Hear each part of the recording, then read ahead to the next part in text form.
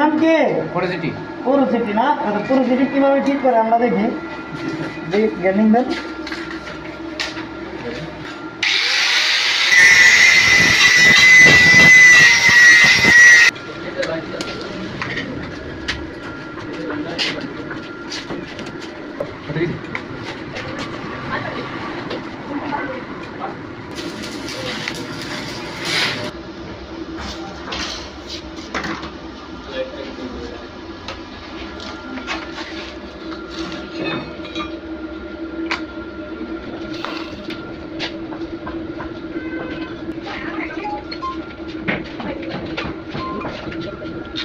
তো প্রপারলি যে হট পাসটা এরকম হওয়া উচিত।